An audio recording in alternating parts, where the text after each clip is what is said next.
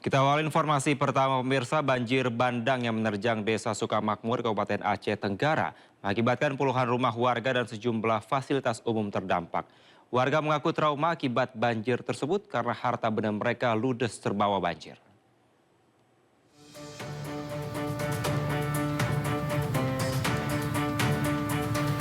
Inilah kondisi permukiman warga yang berada di Desa Sukamakmur, Kabupaten Aceh Tenggara, pasca diterjang banjir bandang. Puluhan rumah tertimbun material lumpur, kayu, dan bebatuan. Di lokasi aliran sungai, kayu gelondongan bercampur lumpur menerjang permukiman warga, bahkan sempat menimbun akses jalan nasional lintas Kota Cane, Medan. Warga trauma akibat banjir ini. Pasalnya mereka tidak sempat menyelamatkan harta benda saat banjir menerjang. Mana itu waktu Ini kami pas lari ke bawah sana, Bang. Ada pokok kocokan, ada numpang rumah orang di kebun sana situlah kami ngungsi. Dari malam. jam berapa kira-kira? Setengah 6. Jadi sampai sekarang masih trauma kak? Iya, sementara barang kita nengok apa itu. Awal untuk harta benda ada yang Nah, ini semua ada kemanapun, nggak ada isinya. Berdasarkan data sementara, sebanyak 18 rumah rusak berat dan 43 kepala keluarga terpaksa mengungsi akibat peristiwa ini. Dari Kabupaten Aceh Tenggara Aceh, Medi Arjuna, iNews melaporkan. Pemirsa, Direktorat Reserse Narkoba Polda Sumatera Utara berhasil menangkap 2 kurir narkoba. Saat penggeledahan, pelaku membawa 50 kg sabu dan ratusan ribu butir pil ekstasi.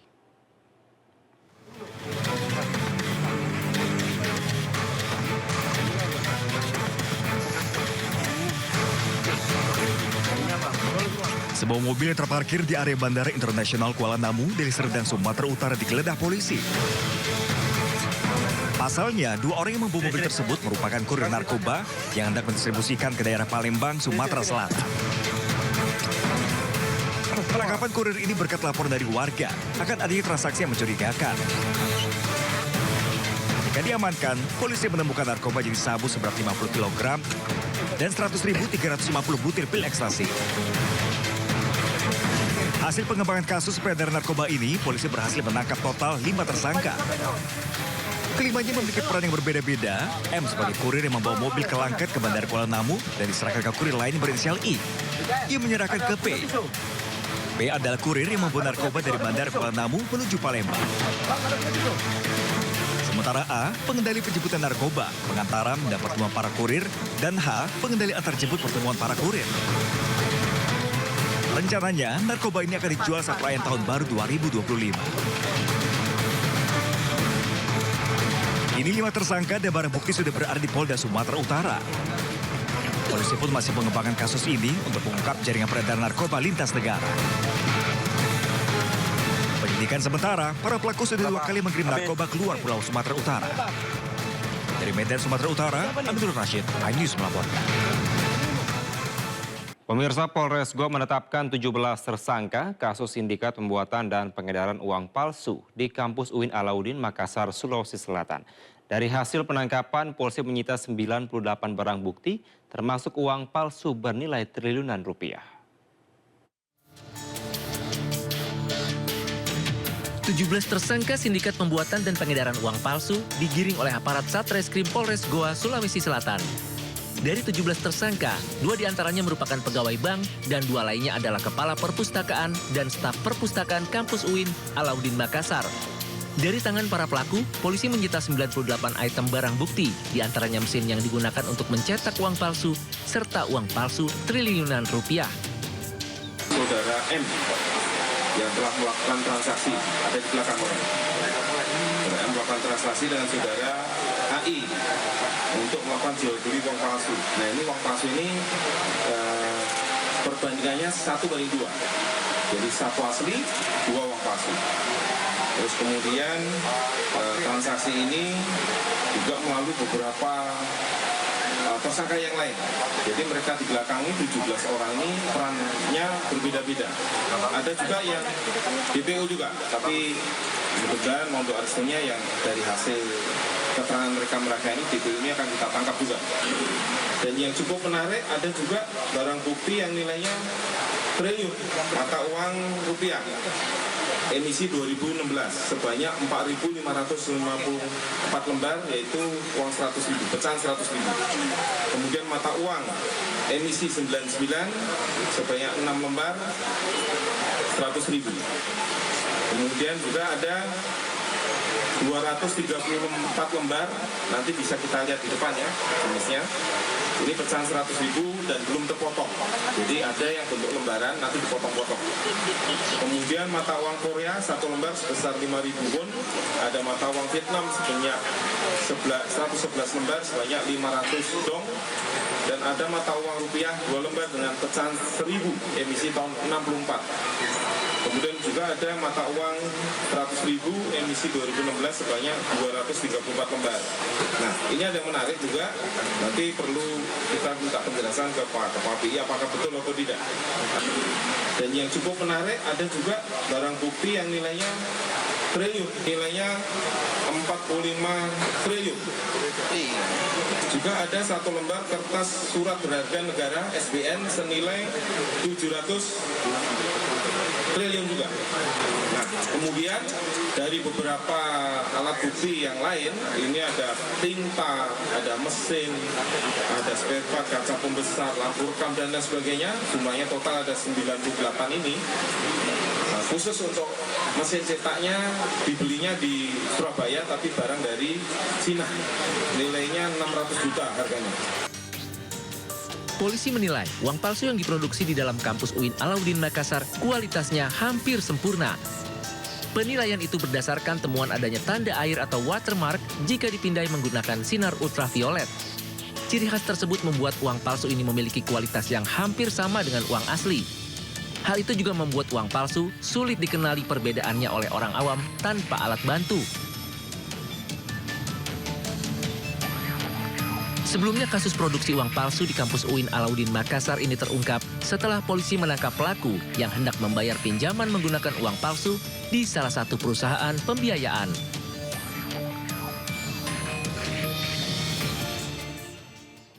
Pemirsa, waspadalah dengan maraknya peredaran uang palsu di masyarakat pada saat tahun baru.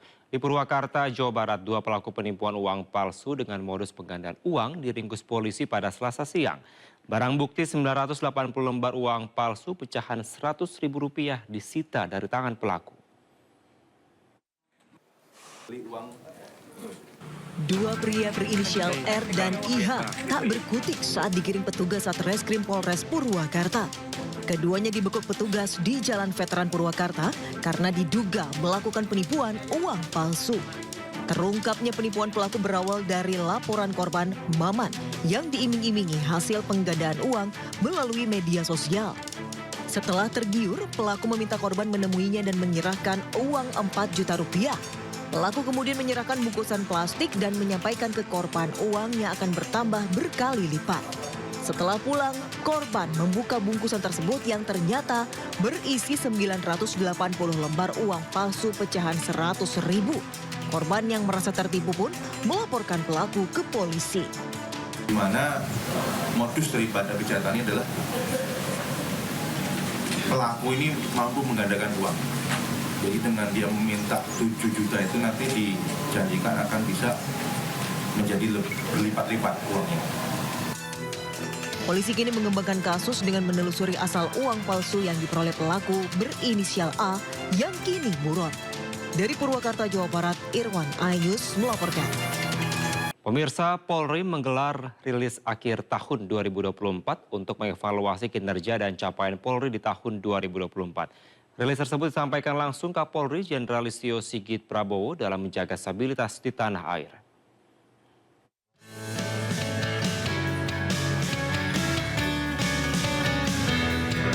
Kapolri Jenderal Listio Sigit Prabowo menggelar rilis akhir tahun 2024 di ruang Rupatama Mabes Polri, Jakarta, Selasa siang. Dalam rilis ini, Kapolri memaparkan peran Polri dalam menjaga stabilitas di tanah air selama 2024. Kapolri menyebut sudah berhasil menuntaskan 60.000 lebih kasus konvensional selama 1 tahun. World Justice Project, Indonesia menempati peringkat 42 dari 142 negara dengan skor 0,86 terkait dengan efektivitas pengendalian kejahatan. Peringkat Indonesia naik dari sebelumnya pada tahun 2023 menempati peringkat 44 dengan skor 0,85. Tentunya capaian tersebut tidak lepas dari upaya bersama dalam melakukan penegakan hukum terhadap segala bentuk kejahatan di seluruh wilayah Indonesia. Penegakan hukum yang efektif tentunya akan berdampak positif terhadap stabilitas sosial dan keamanan yang merupakan prasyarat utama pembangunan bangsa. Kapolri juga mengucapkan terima kasih serta penghargaan setinggi-tingginya kepada personel Polri yang telah berjuang dan mengabdi dalam menjaga stabilitas di tanah air. Pemirsa, suasana perayaan Tahun Baru 2025 dijalani berbeda oleh para pengungsi erupsi Gunung Lewotobi laki-laki di Flores Timur, NTT. Ratusan pengungsi di posko pengungsi desa Kobasoma, Flores Timur merayakan pergantian tahun dengan melakukan ibadah tutup tahun di Gereja Katolik Stasi Santo Yosef, Kanada.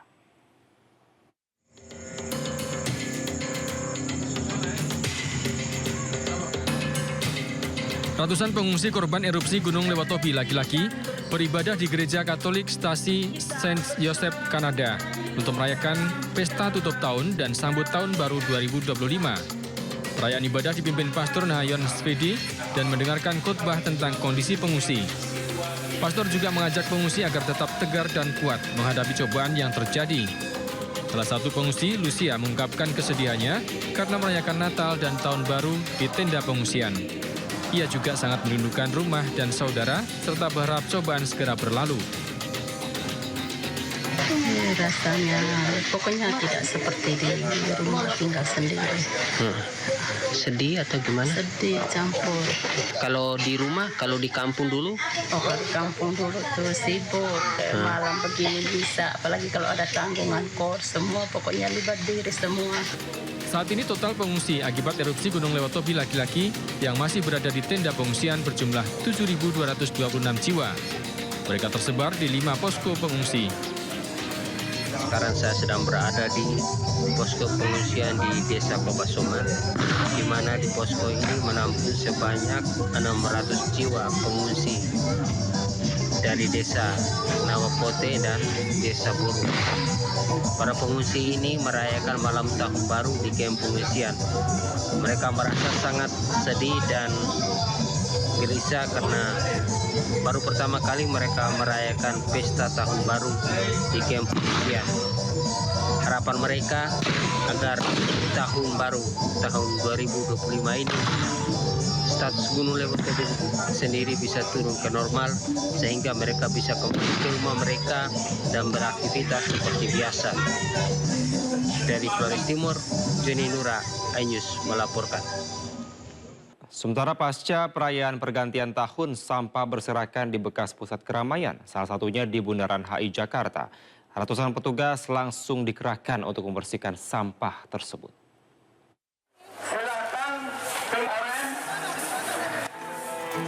Perayaan malam pergantian tahun meriah di beberapa lokasi di Jakarta. Namun setelahnya sampah pun berserakan, seperti yang terjadi di kawasan Bundaran Hotel Indonesia.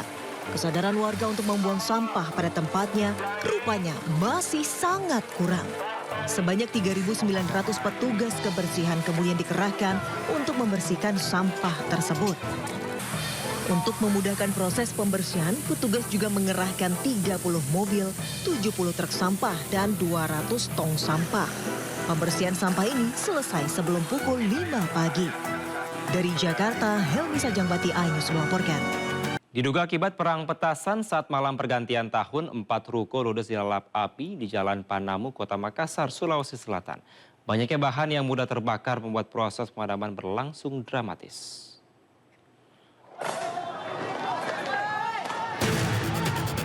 Kebakaran hebat menghanguskan 4 ruko di Jalan Panampu, Makassar, Sulawesi Selatan saat malam perayaan pergantian tahun. Ratusan personil dan 30 unit armada yang tiba di lokasi langsung berjibaku memadamkan api. Proses pemadaman api sempat terkendala dan berlangsung selama 3 jam. Lantaran satu di antara ruko merupakan gudang kasur yang mudah terbakar. Menurut warga sebelumnya, pemuda sekitar terlibat perang petasan dan kembang api di sekitar lokasi kebakaran. Diduga percikan petasan mengenai salah satu ruko produksi kasur hingga kebakaran pun terjadi. Itu akibatnya apa? Karena itu petasan kan maunya dari atas, itu langsung ditembakkan. Jadi dia mengarah ke rumah gudang pembikin kasur, pembikin kursi. Nah mungkin di situ masuk petasannya sehingga ada gardu di depannya. Tidak ada korban jiwa dalam kebakaran ini, namun kerugian ditaksir ratusan juta rupiah. Sementara akibat kebakaran, permukiman sempat mengalami pemadaman listrik. Dari Makassar, Sulawesi Selatan, Syahrul Adiaksa, iNews melaporkan.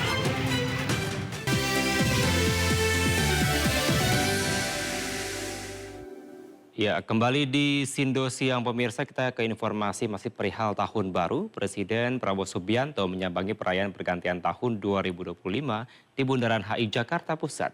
Kehadiran Presiden Republik Indonesia ini juga mencuri perhatian karena adanya sosok putri Presiden kedua Indonesia, Titi Soeharto.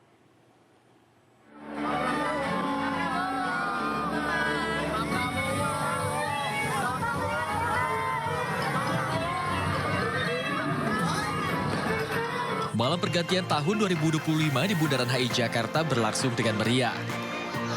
Selain adanya berbagai penampilan spektakuler, kehadiran Presiden Republik Indonesia Prabowo Subianto juga menarik perhatian masyarakat. Dengan pengawalan yang ketat, Prabowo hadir pada detik-detik pergantian tahun dengan mengenakan batik berlengan panjang. Menyapa masyarakat saat menuju panggung, Prabowo juga terlihat didampingi putranya Didit Hadi Prasetyo. Selain itu juga terlihat mendampingi Prabowo di Bundaran HI putri kedua Presiden Republik Indonesia, Titi Soeharto. Dengan mengenakan pakaian model baju kurung yang dipadukan dengan kain batik, Titi memberikan salam kepada masyarakat. Prabowo, Didit, dan Titi terlihat akrab di mana ketiganya merayakan tahun baru bersama di Bundaran HI. Dari Jakarta, Radi Sanjaya, iNews melaporkan. Malam pergantian tahun di Jakarta berlangsung meriah. Ribuan kembang api dengan berbagai warna menyemarakan langit Jakarta.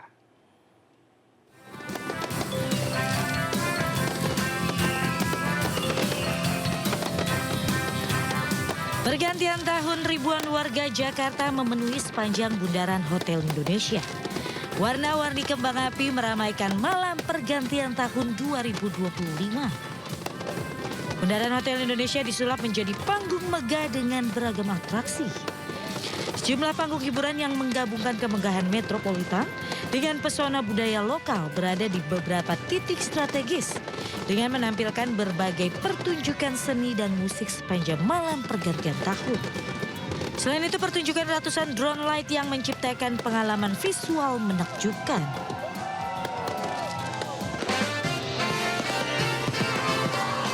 Sementara itu, Taman Impian Jaya Ancol Jakarta Utara dipadati lebih dari 55.000 pengunjung saat perayaan Tahun Baru 2025.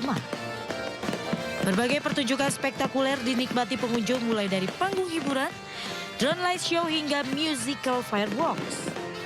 Perayaan Tahun Baru 2025 kali ini di Ancol bertemakan liburan penuh ceria.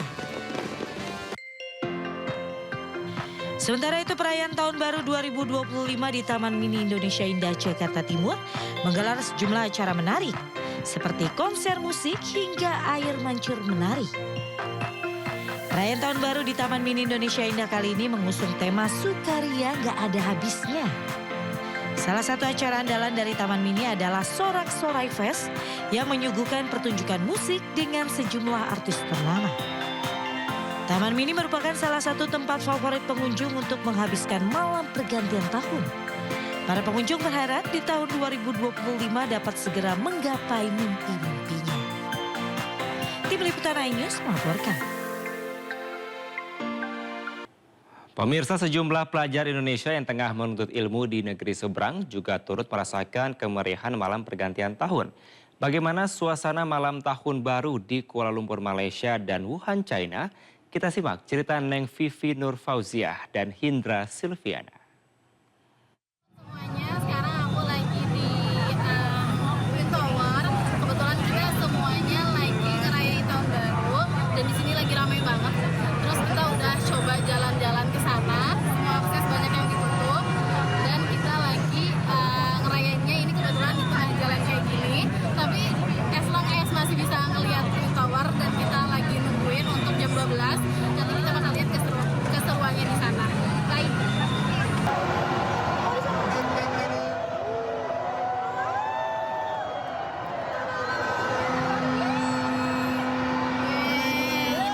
Sekarang 2025 teman-teman. Ternyata nggak ada countdownnya. Bisa di sana. Jadi kembang apinya ada di sana.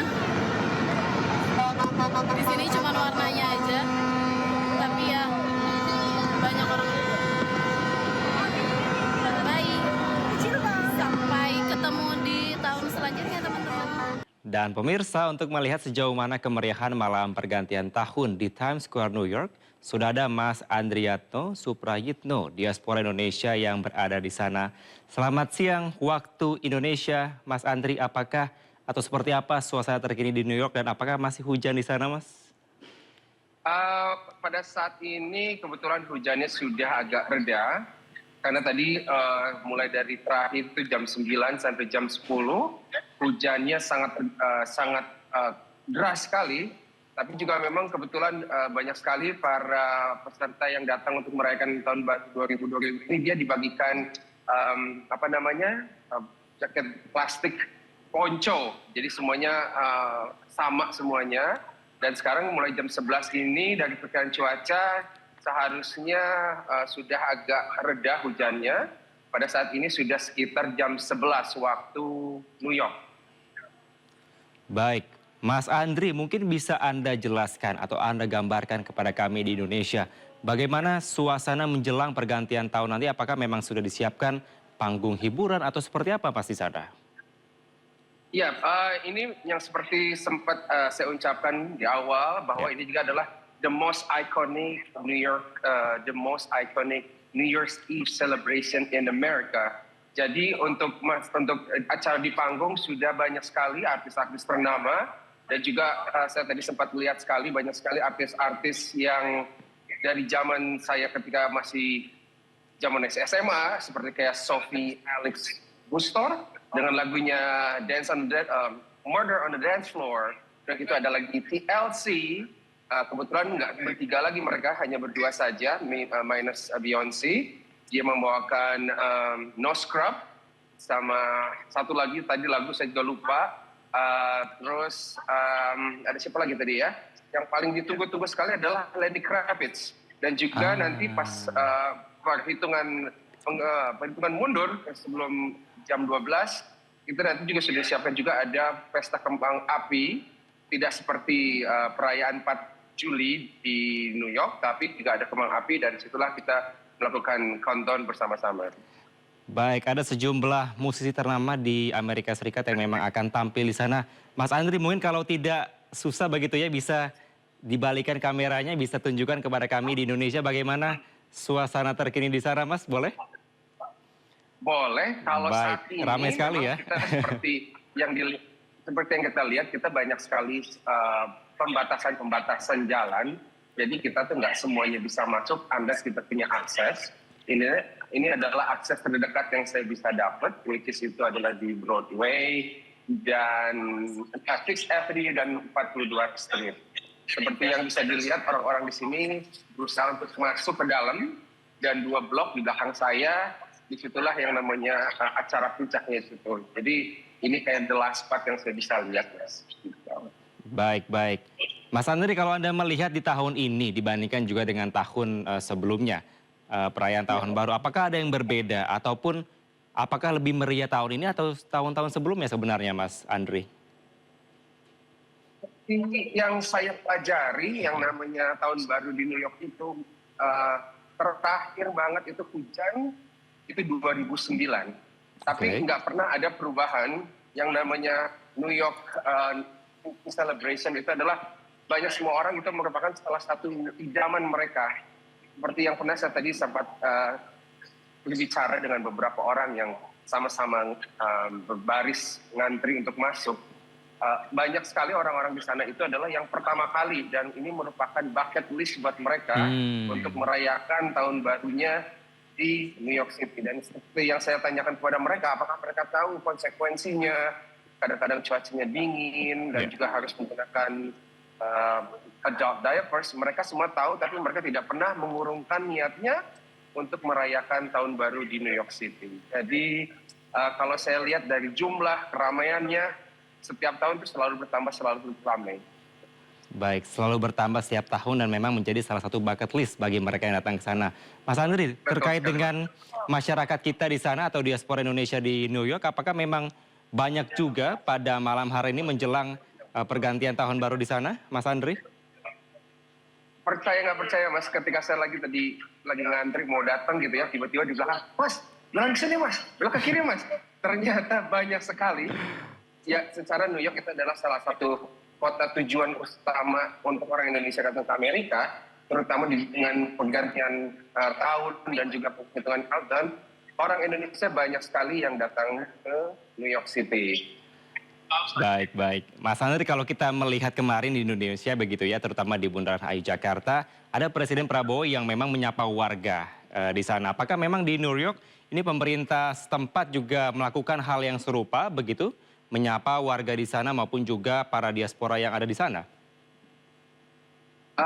Kalau dilihat dari seorang pemimpin negara, karena dia posisinya di Washington DC ya Mas ya, dia mungkin apalagi sekarang lagi transisi sebelum Presiden Trump yang akan naik pada awal tahun bulan Januari, yang biasanya hanya datang itu seorang mayornya New York, Mayor Adams, biasanya dia suka ada dalam acara pergantian tahun. Oke, baik. Mas Andri tadi sempat juga menyampaikan bahwa memang kebiasaan di sana juga ada kembang api. Mungkin apa yang berbeda, Mas, kembang api di New York sama di Indonesia biasanya?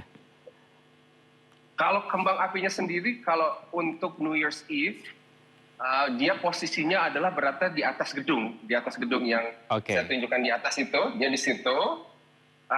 Dan itu juga sepertinya tidak akan selama apabila kita bandingkan dengan pesta kembang api ketika 4th of July, karena itu juga bisa kurang lebih sekitar setengah jaman. Kalau ini hanya sekedar simbolik saja bahwa kita sudah berganti tahun dan juga dirayakan dengan meniupkan trompet dan juga melakukan hug dan kissing with someone that is special for you, something like that. Oke, luar biasa. Mas Andri, mungkin ini juga sebagai pertanyaan terakhir. Bagaimana pengamanan di sana, Mas? Kalau dilihat di visual terkini nampaknya ramai sekali di kota New York yang memang juga menjadi pusat keramaian di sana. Seperti apa, Mas? Pengamanan ini sudah sangat terasa even seminggu sebelum hari H.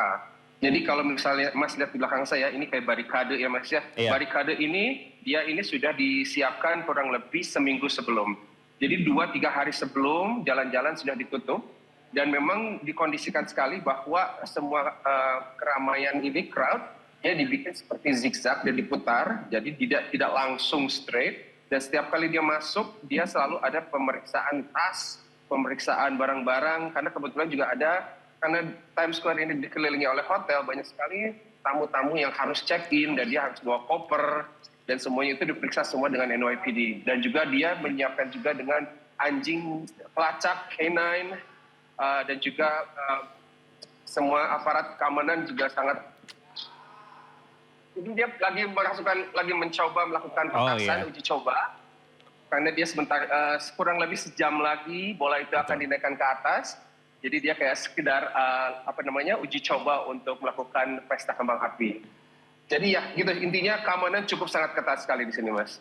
Baik, kurang 1 jam lagi ya, Mas. Kalau dilihat kan bedanya 12 jam dari Indonesia. Semoga perayaan Tahun Baru di New York dapat berjalan dengan tentunya penuh sukacita dan juga aman bagi warga Indonesia di sana. Terima kasih, Amin. Mas Andrianto telah bergabung bersama kami di Sindo Siang. Selamat siang waktu Indonesia, Mas Andri. Salam sehat selalu. Terima kasih, Mas. Sama-sama, Mas. Kita ke informasi selanjutnya pemirsa, sambut tahun baru 2025. Tren mode menjadi perhatian bagi banyak kalangan.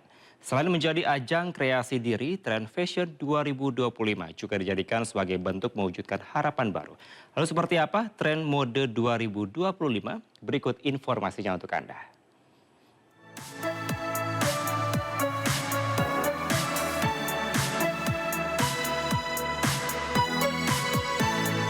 Tahun baru identik dengan penampilan baru, terutama bagi Anda para pecinta mode. Selain model dan bahan, aksen hingga warna juga menjadi perhatian dalam tren mode 2025.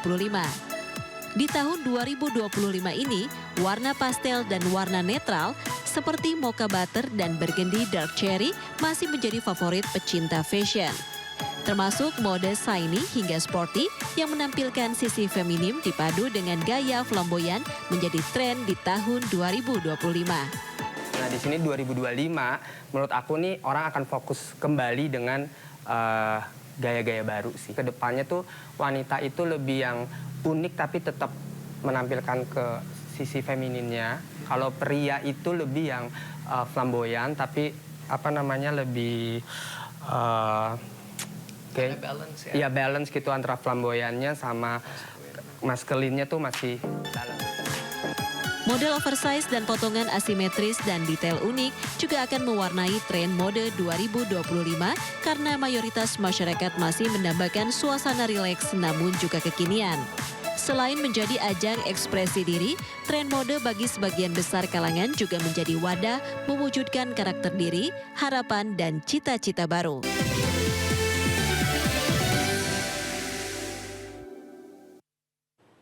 Terima kasih Anda masih di Sindo Siang pemirsa. Setelah Presiden Prabowo Subianto menyindir vonis ringan yang diberikan kepada para terpidana kasus korupsi timah, Kejaksaan Agung mengajukan banding. Sementara Menteri HAM Natalius Pigai kecewa atas vonis yang diberikan Majelis Hakim Tipikor kepada Harvey Muiz dan Helena Lim yang telah merugikan negara hingga 300 triliun rupiah. Ratusan triliun. Vonisnya sekian tahun. Jaksa Agung naik banding nggak? Naik banding ya? Naik banding. Vonisnya ya 50 tahun begitu kira-kira itu. Pohon.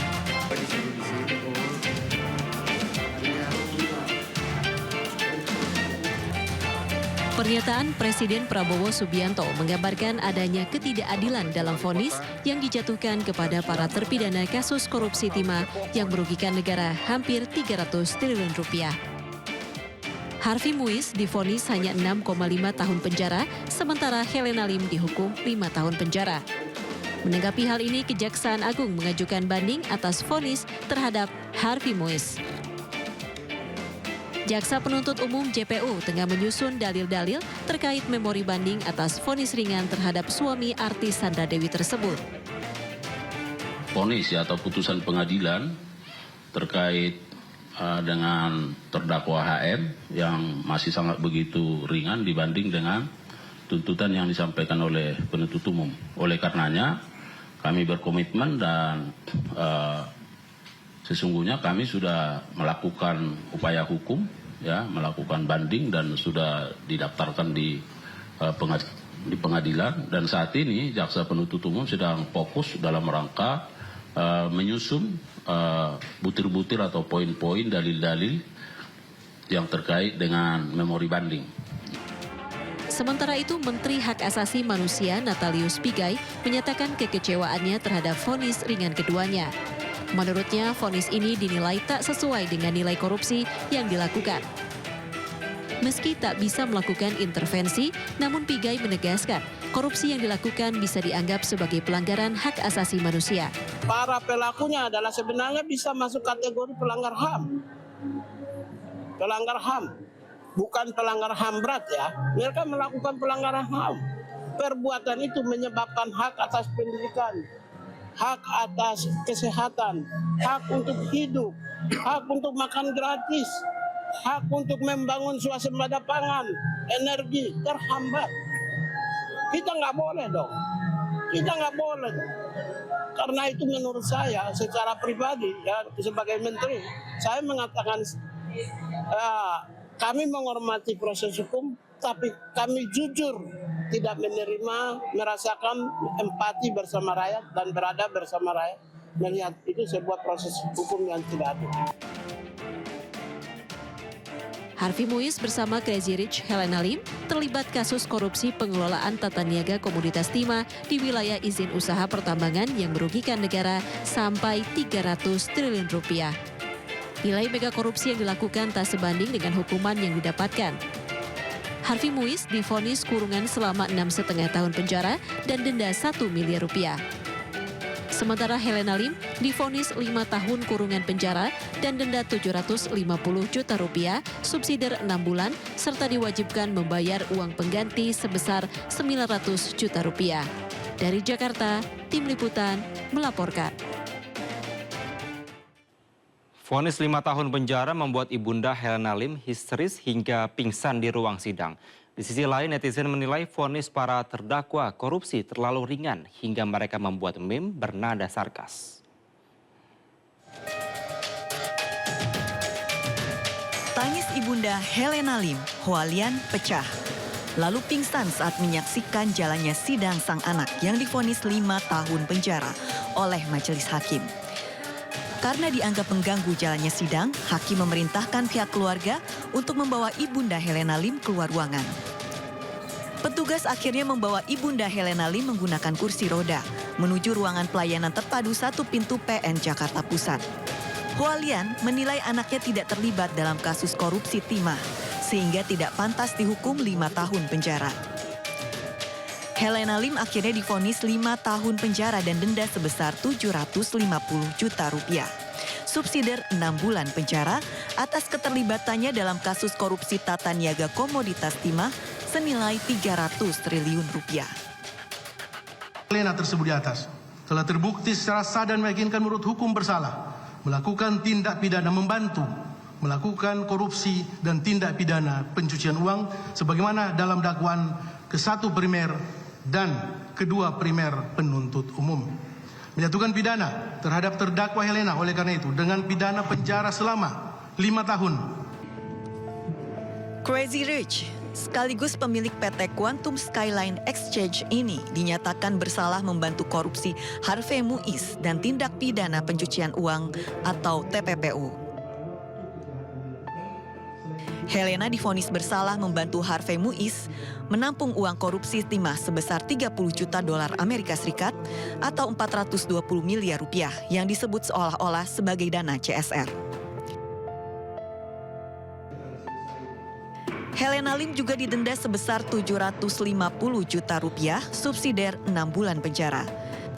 Helena juga dihukum membayar uang pengganti 900 juta rupiah, subsidiar 1 bulan penjara.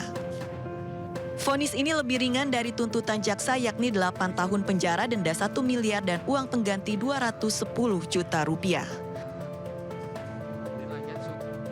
Sebelumnya, partner Helena Lim, Harvey Muiz, juga telah divonis Majelis Hakim Pengadilan Tipikor Jakarta Pusat. Harvey divonis 6,5 tahun penjara meski kerugian negara akibat perbuatannya mencapai 300 triliun rupiah. Vonis terhadap para terdakwa kasus korupsi PT Timah ini membuat netizen geram. Para netizen di berbagai platform media sosial membuat meme menyindir putusan ringan ini. Anda dipenjara selama 6,5 tahun. Kalau ini masih dirasa keberatan, Anda bisa ambil promo kedua, korupsi 150 triliun. Bahkan ada netizen yang mensimulasikan diskon vonis ringan mulai dari 6,5 tahun penjara hingga 1 bulan penjara. Anda dipenjara selama 1,6. Bukan cuma itu, netizen juga memposting narasi-narasi bernada sindiran atas vonis hakim pengadilan tipikor yang dianggap terlalu ringan dan mencederai rasa keadilan masyarakat.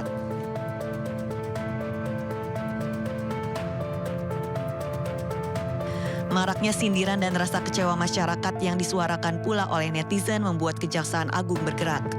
Jaksa menilai ada ketimpangan hukum dalam vonis tersebut sehingga banding terhadap vonis Harvey Muiz harus dilakukan. menyatakan bahwa vonis atau putusan pengadilan terkait dengan terdakwa HM yang masih sangat begitu ringan dibanding dengan tuntutan yang disampaikan oleh penuntut umum. Oleh karenanya kami berkomitmen dan sesungguhnya kami sudah melakukan upaya hukum. Komisi Yudisial menilai vonis 6,5 tahun penjara terhadap Harvey Muiz itu terlalu ringan dan menimbulkan dugaan pelanggaran etik yang dilakukan oleh hakim. Dari Jakarta, Tim Liputan Sindo News melaporkan. Pemirsa, Harvey Muiz bersama Crazy Rich Helena Lim terlibat kasus korupsi pengelolaan tata niaga komoditas timah serta merugikan negara hingga 300 triliun rupiah. Masyarakat menilai hukuman yang diterima Harvey Muiz tidak sebanding dengan besar jumlah korupsi yang dilakukan. Publik kembali dibuat tercengang di mana nama Harvey Muiz dan Sandra Dewi terdaftar sebagai warga pengguna BPJS Kesehatan kelas 3 yang ditujukan untuk kategori masyarakat miskin. Harvey Muiz dan Sandra Dewi tidak hentinya membuat geram warga Indonesia, mulai dari kasus korupsi hingga masa hukuman serta denda yang tidak masuk akal. Kali ini status kepesertaan Program Jaminan Kesehatan Nasional JKN Harvey dan Sandra yang terdaftar dalam segmen PBNU Pemda sejak 1 Maret 2018. Beberapa pihak menganggap status kepesertaan JKN pasangan ini tidak tepat sasaran. Kepala Dinas Kesehatan DKI Jakarta membenarkan bahwa Harvey Muiz dan Sandra Dewi memang terdaftar sebagai peserta JKN yang didaftarkan oleh pemerintah daerah, yaitu pekerja bukan penerima upah atau PBNU yang dibayarkan oleh pemerintah daerah. Viralnya status Harvey dan Sandra yang terdaftar BPJS kelas 3 ini berawal dari bocornya data pribadi tersangka korupsi tersebut dalam lini X, membuat besarnya rasa penasaran warganet yang mencoba melakukan verifikasi BPJS dari suami Sandra Dewi tersebut. Hasilnya warganet membagikan tangkapan layar yang hasilnya bahwa pasangan ini benar sebagai peserta penerima upah JKN. Terkait isu tersebut, beberapa pihak mendesak Pemprov Jakarta untuk melakukan validasi ulang data penerima bantuan BPJS Kesehatan agar penerimanya tepat sasaran. Melihat kondisi tersebut membuat warga mempertanyakan gaya hidup pasangan Harvey Muiz dan Sandra Dewi ini apakah layak ditanggung negara. Ditambah kasus korupsi yang dilakukan Harvey dan kelompoknya merugikan negara hingga 300 triliun rupiah. Dari Jakarta, Tim Liputan melaporkan. Informasi lainnya pemirsa, Gubernur terpilih dan sejumlah mantan Gubernur Jakarta bertemu di Balai Kota Jakarta menjelang tutup tahun 2024 kemarin. Anies Baswedan dan Basuki Cahayapurnama atau Ahok menjanjikan kejutan di bulan Januari ini. Namun entah kenapa mantan Gubernur Jakarta atau Presiden ke-7 Republik Indonesia Joko Widodo tidak hadir dalam pertemuan tersebut. Dan pastinya untuk kota kita Jakarta, kami persilakan Bapak Ibu. Momen unik The Governors alias para gubernur Jakarta bertemu.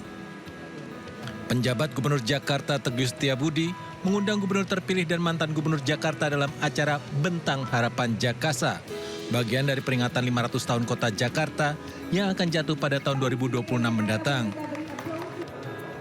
Sebuah kanvas putih dipajang tempat para tokoh menuliskan harapan mereka bagi masa depan Jakarta. Ini menandakan bahwa untuk membangun Jakarta itu tidak boleh sepotong-sepotong. Tidak boleh ada pemisahan, pembelahan antar pemerintahan sebelumnya, sekarang, dan yang akan datang. Di sela acara, dua mantan gubernur Jakarta Anies Baswedan dan Basuki Cahayapurnama atau Ahok berbincang akrab bahkan saling berbisik. Namun, keduanya belum mau mengungkapkan isi pembicaraan mereka. Oke. Apa? Ahok bertanyain, bisikinnya apa? Saya bilang bisikannya bisik. Tunggu. Tunggu tanggal mainnya.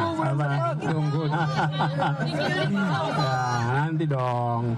Kalau udah kan udah dibilang tunggu. Lo tunggu harus tunggu dong kita. Ada kejutan di tahun depan, Pak Anies. Ya, pasti ada kejutan. 6 jam lagi, 7 jam lagi. Bentang Harapan Jakasa dihadiri Gubernur dan Wakil Gubernur Jakarta terpilih, Pramono Anung dan Rano Karno. Juga beberapa mantan Gubernur dan Wakil Gubernur Jakarta, diantaranya Sutioso atau Bang Yos, Fauzi Bowo atau Foke, Anies Baswedan, Basuki Cahayapurnama atau Ahok, Jarod Saiful Hidayat, dan Ahmad Riza Patria. Namun mantan Gubernur Jakarta periode 2012-2014 atau Presiden ke-7 Republik Indonesia, Joko Widodo, tidak hadir. Diinformasikan, Jokowi merayakan Tahun Baru di Solo. Dari Jakarta, Wenda Nura, Ahmad Putra melaporkan. Pemirsa, Presiden ke-7 Republik Indonesia Joko Widodo masuk dalam daftar finalis pemimpin paling korup di dunia. Versi Organisasi Jurnalisme Investigasi Terbesar di Dunia atau OCCRP. Sementara itu Jokowi menanggapi santai hal tersebut karena menurutnya daftar yang dirilis OCCRP tidak mempunyai bukti.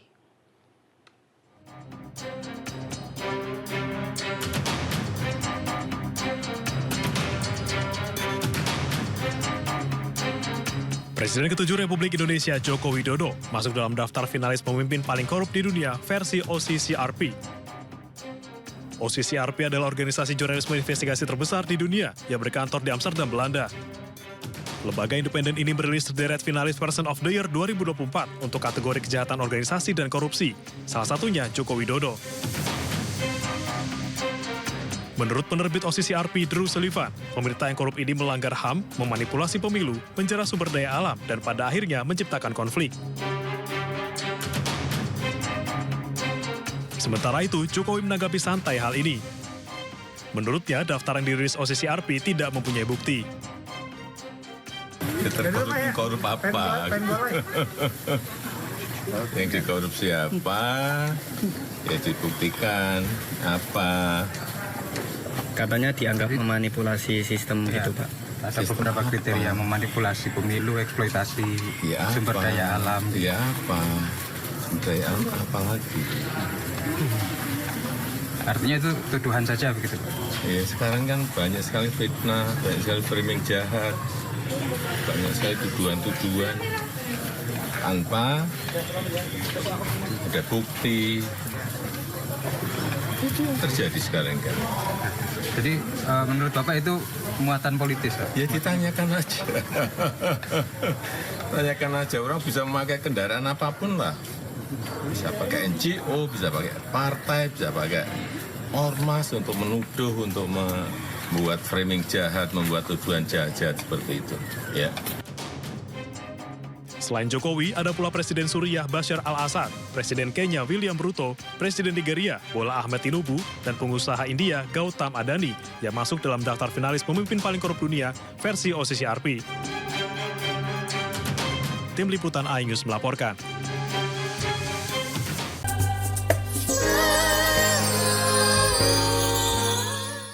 Pemirsa, pemerintah melalui Kementerian Agama saat ini sedang mengkaji aturan libur sekolah selama bulan Ramadan.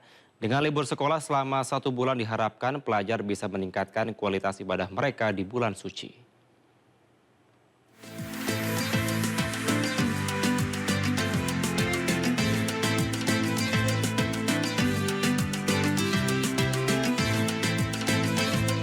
Wacana libur sekolah selama bulan Ramadan saat ini sedang dikaji Kementerian Agama. Libur sekolah selama Ramadan berlaku untuk seluruh pelajar, termasuk sekolah-sekolah di bawah naungan Kementerian Agama. Wacana aturan ini merupakan komitmen Kemendak untuk membuat Ramadan tahun ini menjadi lebih berkualitas. Itu yang paling penting ya. Ramadan itu adalah konsentrasi bagi umat Islam ya. Dan yang non-Muslim itu mari kita saling menghargai. Nah, Ramadan kali ini kita berobsesi akan menjadi Ramadan yang berkualitas. Bagaimana membuat Ramadan berkualitas ya, mulai dari anak kecil sampai dewasa itu kita berikan respektif terhadap bulan suci Ramadan itu. Oke, saya kira gitu. Libur sekolah selama bulan Ramadan atau selama 1 bulan sebelumnya pernah berlaku di era Presiden Abdurrahman Wahid atau Gus Dur sekitar tahun 1999. Selama libur Ramadan, pelajar mengikuti berbagai aktivitas rohani seperti pesantren kilat. Selain itu, kesempatan libur selama Ramadan juga sebagai kesempatan menghabiskan waktu pelajar bersama keluarga mereka. Tim Liputan iNews melaporkan.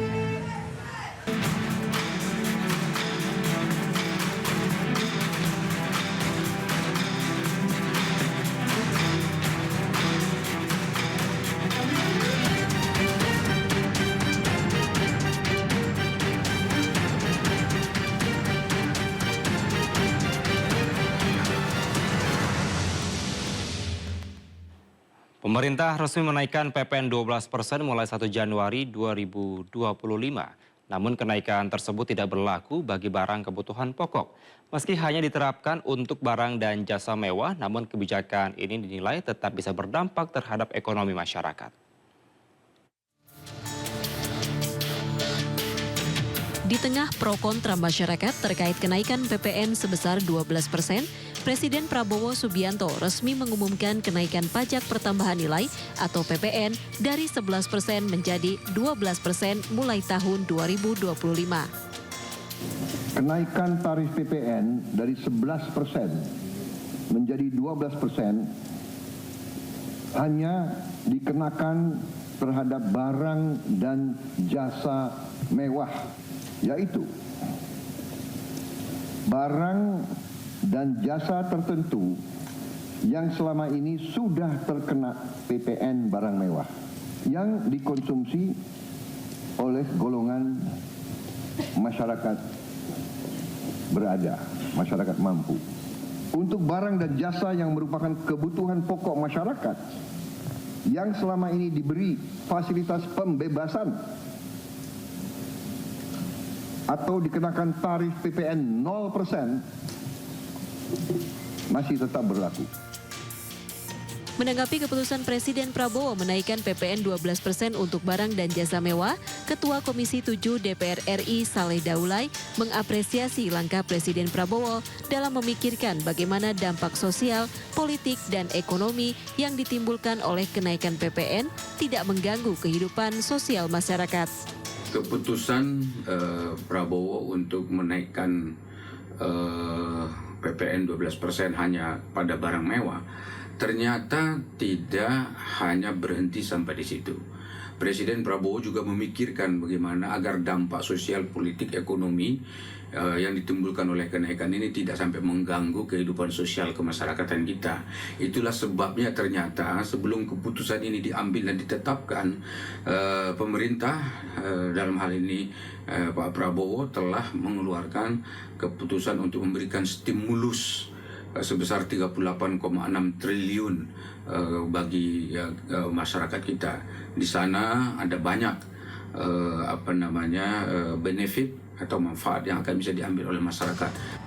Kebijakan ini diperkirakan akan mempengaruhi harga sejumlah barang dan jasa, khususnya barang mewah. Adapun jenis barang dan jasa mewah yang dikenakan PPN 12% antara lain, barang mewah, 1. Barang makanan premium, berupa beras premium, daging premium, buah-buahan premium, ikan mahal seperti salmon.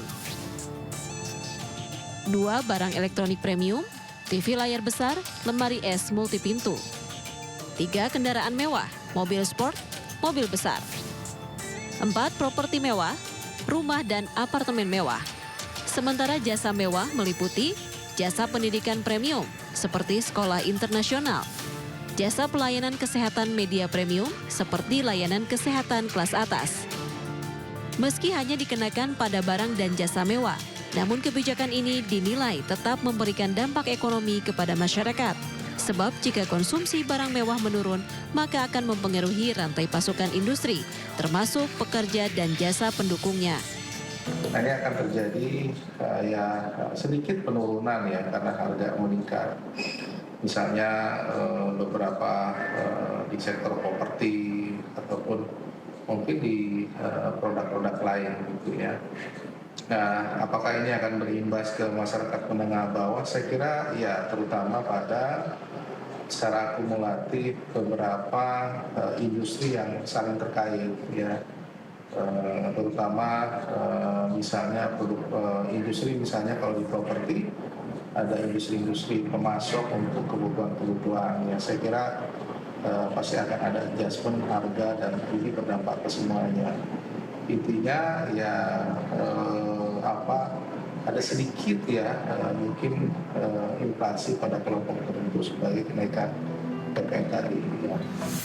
Selain menaikkan PPN 12%, pemerintah juga akan memberikan stimulus bagi rumah tangga berpendapatan rendah, di mana stimulus tersebut diharapkan dapat menjaga daya beli masyarakat. Sejumlah bantuan untuk masyarakat berpenghasilan rendah telah disiapkan pemerintah, diantaranya bantuan pangan berupa beras 10 kg per bulannya, PPN 1% ditanggung pemerintah untuk tepung terigu, gula industri, dan minyak kita.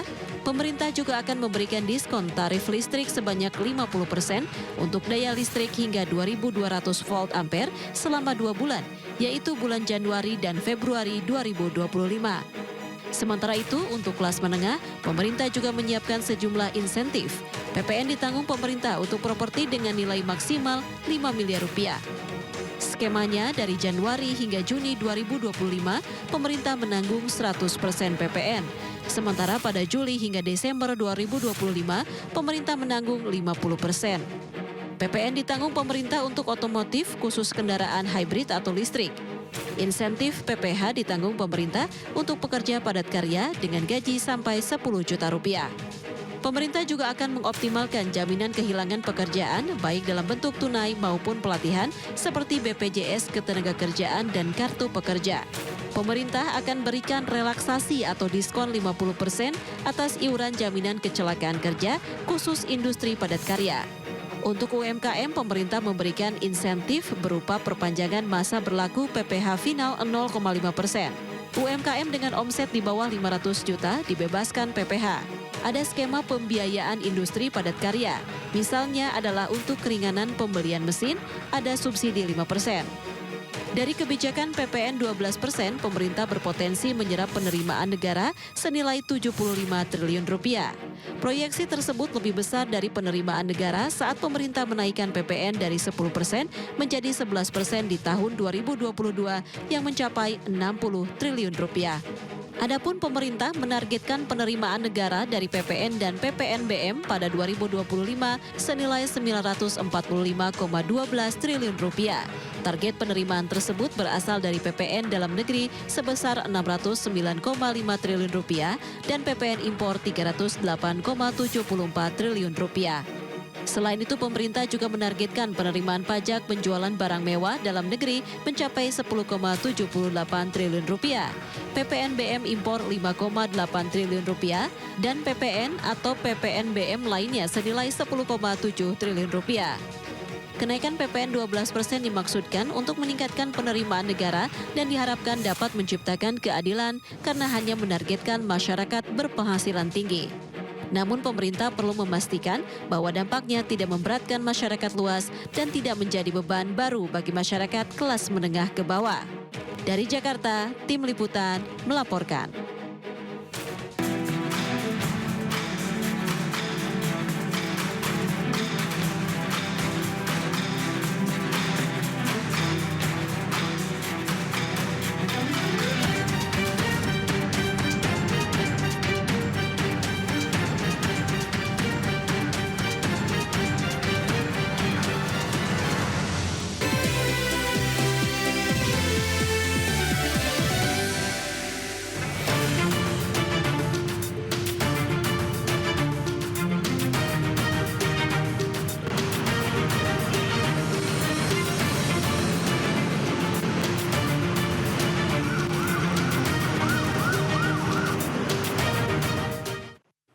Pemirsa, apakah hari ini masih banyak warga yang berlibur ke luar kota atau justru mulai terjadi arus balik ke Jakarta?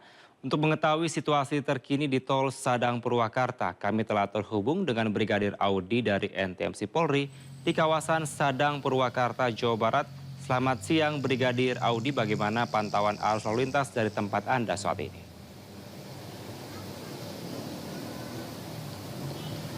Ya baik, terima kasih Kevin dan selamat siang pemirsa. Saat ini saya tepat berada di Simpang Sadang Purwakarta, Jawa Barat. Kondisi arus lalu lintas di kawasan ini yaitu di hari pertama Tahun Baru 2025 saat ini dalam situasi ramai cenderung tersendat dikarenakan jumlah kendaraan terus meningkat menjelang traffic light di Simpang Sadang ini. Yaitu dari arah Jomin ataupun Cikampek yang akan menuju ke Subang dan juga ke arah ke kanan tol Sadang dengan tujuan Bandung. Untuk kendaraan yang akan mengarah ke Subang selepas traffic light kami menghimbau agar mengantisipasi adanya perlambatan kecepatan dikarenakan penyempitan ruas lajur dari 3 lajur menjadi 2 lajur. Sedangkan dari arah sebaliknya juga mengalami perlambatan kecepatan menjelang traffic light. Dan untuk kendaraan saat ini masih didominasi oleh kendaraan motor mobil berplat lokal dan sesekali melintas kendaraan wisatawan yang akan kembali ke arah Jabodetabek melalui ruas jalur tol ataupun roda 2 menggunakan jalur arteri Pantura. Untuk itu kami menghimbau bagi kendaraan roda 2 agar tidak mendahului kendaraan bermuatan berat dari lajur sebelah kiri karena akan melewati titik blank spot yang dapat membahayakan diri Anda. Selanjutnya kondisi terkini dari Cikampek yang akan berbelok ke kiri menuju Indramayu sesekali mengalami ketersendatan dikarenakan banyaknya angkutan umum yang naik turunkan penumpang tidak pada tempatnya serta aktivitas keluar masuk kendaraan dari pusat perbelanjaan. Kami terus mengantisipasi kepada para pengguna jalan agar tetap berkonsentrasi penuh dan serta bagi masyarakat sekitar ataupun wisatawan yang akan menyeberang di Simpang 4 ini agar menggunakan jembatan penyeberangan yang telah tersedia.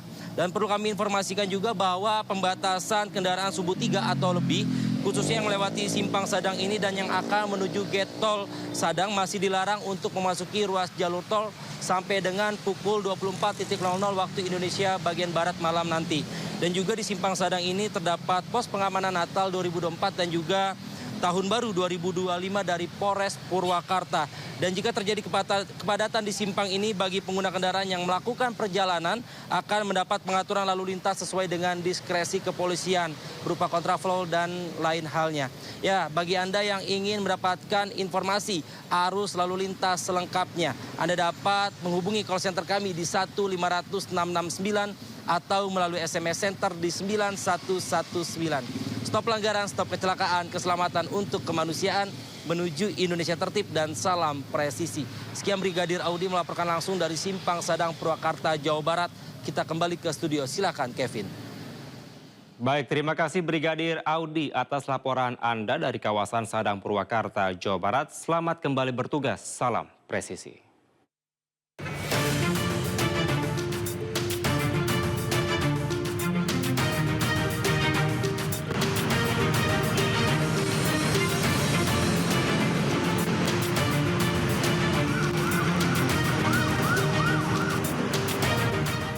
Pemirsa, libur Natal dan Tahun Baru wisata Gunung Bromo ramai pengunjung di Probolinggo. Meski harga tiket naik, kuota ekstra yang disediakan pengelola wisata laris terjual.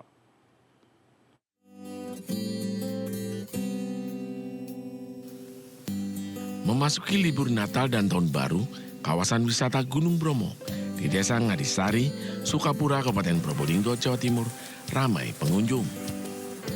Meningkatnya jumlah pengunjung terjadi sejak 22 Desember 2024. Ribuan tiket ludes terjual habis. 1.000 kuota ekstra yang disediakan pengelola wisata juga laris terjual. Pergantian Tahun Baru semua kuota terjual habis. Pengelola menggandeng TNI dan Polri untuk bersiaga. Tiket wisata Gunung Bromo awalnya 29.000 menjadi 54.000 di hari kerja dan 34.000 menjadi 79.000 di hari libur. Namun tidak mempengaruhi kunjungan wisatawan.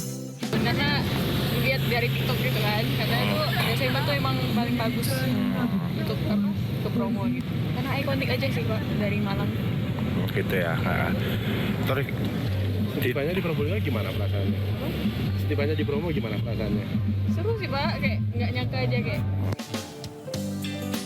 Keindahan alam, Gunung Bromo, lautan pasir, dan menikmati matahari terbit menjadi magnet tersendiri bagi wisatawan untuk berkunjung ke Gunung Bromo. Dari Probolinggo, Jawa Timur, Hana Purwadi melaporkan. Sementara ribuan warga memenuhi kawasan wisata dataran tinggi Dieng di Banjarnegara, Jawa Tengah. Mereka memanfaatkan waktu libur pergantian tahun baru dengan menikmati fenomena alam gemulak lumpur panas kawah bersama keluarga.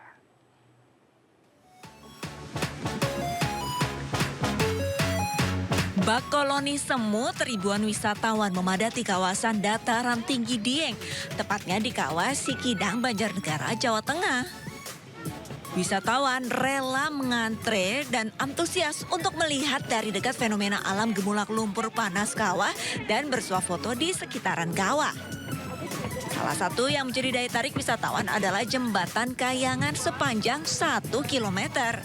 Sesampainya di kawah, pengunjung bisa melihat dari dekat fenomena gemulak lumpur panas kawah dan kepundan kawah yang bisa berpindah-pindah. Soalnya emang bagus ya, pemandangannya juga, anaknya juga minta kesini soalnya. Ini baru pertama kali atau udah? Ini ketiga. Dibuat ini aja sih, refreshing. Iya, cari udara yang lebih seger, alam. Suasana juga enak begitu. Iya. Liburan tahun baru kali ini, jumlah pengunjung meningkat dari 1.000 pengunjung menjadi 8.000 pengunjung per harinya. Selama liburan mulai tanggal 19 Desember sampai hari kemarin, angka kunjungan sudah mencapai 59.000 pengunjung. Berarti ada peningkatan ya? Ada, setiap harinya ada peningkatan untuk kunjungan di Dieng. Kalau untuk objek candi sendiri gimana? Untuk candi dan kawah masih menjadi magnet kunjungan tertinggi di dataran tinggi Dieng. Nah, bagi Anda yang bingung ingin mengajak wisata keluarga Anda kemana? Dataran tinggi Dieng Banjarnegara bisa menjadi pilihan. Dari Banjarnegara, Jawa Tengah, Nurdin Fauzi, iNews melaporkan. Sementara pemirsa, hari pertama di tahun 2025, Kebun Binatang Ragunan, Jakarta Selatan menjadi destinasi warga sekitar untuk berlibur bersama keluarga. Kebun Binatang Ragunan menjadi destinasi wisata yang edukatif dan juga interaktif. Dan seperti apa keseruan liburan awal tahun di sana? Sudah tergabung bersama kami ada rekan Jessica Winoto. Selamat siang, Jessica, seperti apa situasi dan kemeriahan Kebun Binatang Ragunan di sana? Kevin dan juga pemirsa, saat ini memang di tahun baru 2025, tepatnya di hari pertama tahun 2025, dengan suasana yang baru dan juga kebahagiaan yang baru. Saat ini di Kebun Binatang Ragunan, Jakarta Selatan masih dipadati oleh para pengunjung untuk berlibur bersama dengan keluarga untuk merayakan tahun baru 2025 ini. Seperti Kevin dan juga pemirsa dapat lihat bahwa di belakang saya sudah banyak sekali pengunjung yang meramaikan kebun binatang ini untuk berlibur bersama dengan keluarga. Menjadi alasan yang edukatif dan juga destinasi wisata yang dapat sekaligus bersantai bersama keluarga di area Taman Kebun Binatang Ragunan ini menjadi alasan bagi para pengunjung untuk datang ke sini. Dan ada pun juga kami dapat menyampaikan bahwa tadi kami sempat berkeliling di area Ragunan ini untuk melihat ada apa aja sih satwa yang sebenarnya paling disukai oleh para pengunjung. Dan ternyata satwa gajah, jerapah, reptil, macan tutul, dan lain sebagainya itu menjadi salah sebuah satwa yang difavoritkan bagi para pengunjung untuk melihat secara langsung seperti apa sih kegiatan aktivitas daripada satwa tersebut. Dan apapun juga kami menghimbau bagi Anda yang ingin berlibur ke Kebun Binatang Ragunan Jakarta Selatan ini untuk dapat memperhatikan barang bawaan Anda dan menjaga buah hati kecil Anda untuk dapat selalu berada di genggaman Anda. Lalu juga kami menghimbau untuk menjaga ketertiban tentunya dan menjaga kebersihan di area Kebun Binatang Ragunan Jakarta Selatan. Sementara itu Kevin, kembali ke studio. Baik, terima kasih Jessica, nampaknya ramai sekali di sana. Selamat kembali bertugas dan tetap jaga kesehatan. Kita ke informasi selanjutnya pemirsa, Komando Cadangan Strategis Angkatan Darat atau Kostrat menggelar upacara serah terima jabatan disertai penyerahan satuan dan alutsista Kostrat. Upacara serah terima jabatan dilakukan dalam upacara penyerahan satuan dan alutsista di lapangan upacara Markas Kostrat Gambir, Jakarta. Dalam upacara tersebut, Letjen TNI Muhammad Hasan menyerahkan satuan Kostrat kepada Pangkostrat ke-47, Letjen TNI Muhammad Fajar MPICT, yang terdiri dari Mako Balak Kostrat 3 Divisi Infanteri, 11 Brigadir Resimen, dan 41 Batalion.